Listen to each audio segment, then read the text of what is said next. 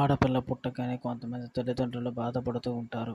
కొంతమంది తల్లిదండ్రులు ఎలా పెంచుతామో, ఎలా చదివిస్తామో, ఎలా పెళ్లి చేస్తామో అని ఆందోళన చెందుతూ ఉంటారు.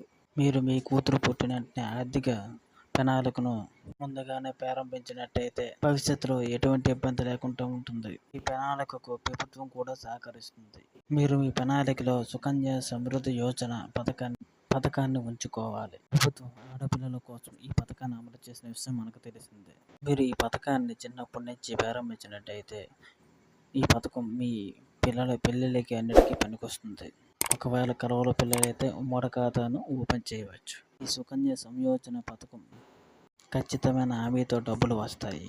ఈ పథకం మనము కట్టాలంటే 250 నుంచి 1,50,000 వరకు కట్టుకోవచ్చు.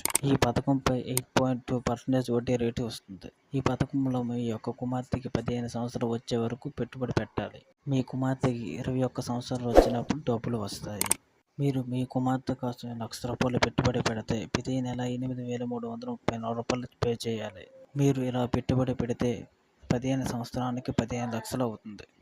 మీ కుమార్తెకి 21 సంవత్సరాలు వచ్చిన తర్వాత ₹31,18,385 వస్తుంది. ఇది ఓన్లీ వడ్డీ మాత్రమే. దీనికి అసలు కలిపితే ₹46,18,385 వస్తుంది. నేను ఇప్పటి వరకు చెప్పింది ₹1,00,000 మాత్రమే. మీరు ఎంతైనా పే చేసుకోవచ్చు. మీకు మా ఛానల్ నచ్చితే లైక్ చేయండి. మరిన్ని అప్డేట్స్ కోసం సబ్స్క్రైబ్ చేయండి.